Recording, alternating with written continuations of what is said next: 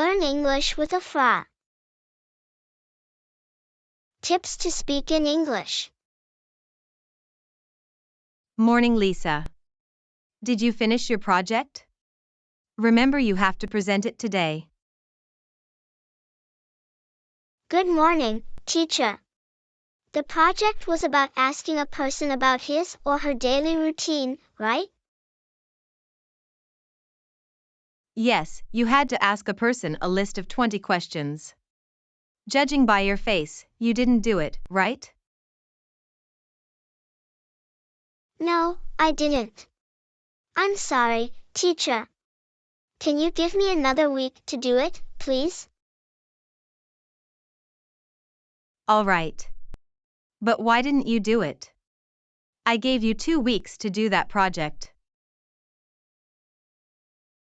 I don't have any friends or family to practice with. I think that's why I'm terrible at speaking English. I suppose that's why I can't speak English very well. Because I don't have anyone to practice with. Because you said we need to practice every day and I can't do that.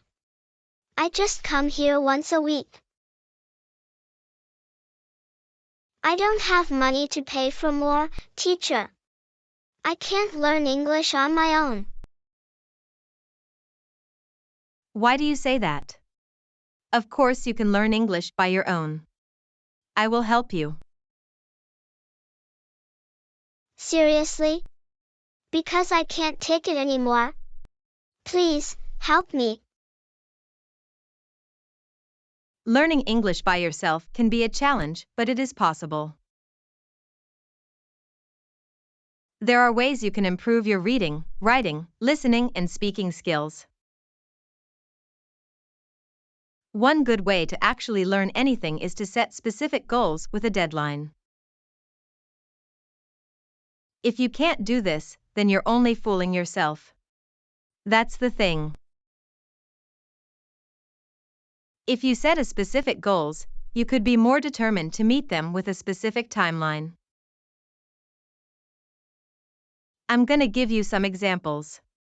I want to learn how to write, read, and deal with all English verbs. In the next month, for example. Or I must be able to have a conversation introducing myself. Asking a native speaker about themselves while answering their questions in 1 month's time. Or I want to score 96 points in my International English exam in the next 3 months. You should also be careful to pick specific goals that are ambitious yet realistic. If you don't do it and only practice every day, you will improve, but you won't know how much. And it's not only with English. It works with any objective you have for your life. If you want to get more money, for example, you don't just say, I will make a lot of money. You need to set specific goals like, I will earn double my salary the next year, for example. In my opinion, that's the best way to get whatever you want in your life. It worked for me. Another thing you can do to improve your English is to make English a part of your everyday life. You may not live in an English-speaking country, but there are many ways to make English a part of your everyday life. I already gave you many examples of things you can do to improve your English on your own. Like switch the language on your smartphone to English or paste English labels on things around your house. Listen to English radio stations and watch English TV channels. Read English books or entertainment. Or write notes in English. There are many ways to do it, but I will tell you which worked better for me.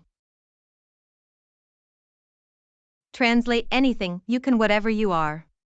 There are 2 ways of doing this. You can translate just in your mind or you can say it aloud. It depends on you. Well, it depends on the place you are at that moment. If you are in your house, you can say it aloud. But if you're in your work, then that could be a little complicated. Unless you work online. I will share you my experience with this activity. I used to work as a carpenter many years ago. I had to wake up very early to take the bus to get to work on time. Every day. You're wondering why I'm telling you this. Because I used to translate everything in my house. I woke up and named the things around this as a bed, chair, soap, bathroom. But you live in the same place every day, so no new vocabulary comes into your life. Well, luckily, I have to travel like for 2 hours to get to my job. I saw a lot of things on my way to work. That's a nice red car, a tall person, an old car, a dangerous movement. Yes, I know what you're thinking. I am not a dictionary, how am I gonna do it? Well, you have your phone with you. Just take it and search for that word in English. It's not necessary to take notes of that because you will see it every day. That's the best part. So for example, one day you search or the word queer, which is similar to strange. You see a queer guy getting on the bus, then the next day you see a queer girl. So you remember that word and use it in your everyday life. That's a good way to learn new vocabulary. And you're doing it on your own. You don't need a teacher to learn new vocabulary. Also, a great way is to talk to yourself in English. I do it all the time. Every day. For example, you wake up and say, I'm already up, what am I gonna do now? Take a shower? It's very cold. I don't feel like taking a shower right now. I think I will do it later. Yeah. Ask yourself questions. Why am I sad? Is there something I can do to feel better? Answer yourself. Yes, if I drink a cup of coffee, I think I will feel much better. And if you want another person to practice with, then you have internet now. There are apps, websites, social network, many ways to get friends to practice with. And if you don't like the idea, you can go to a tourist place in your area. Find native speakers. I have many students who say they can't practice because they don't have friends to do it. Come on, let's be honest, you're just too lazy to do something extra to practice. I'm telling you this because, like you, I was also a student. I know what you're talking about. What happened? Do you think I'm lying? Do you think these tips won't work on you? No, teacher. It's just that, it's too much work, I don't know. Taking action makes a difference between being successful or not. It's on you. Yeah, but I would like to know. Have any of you guys done something like this? Yeah, okay. Let's ask the subscribers so they can tell us their experiences. How do you practice your English, guys? Let us know on the comments, please.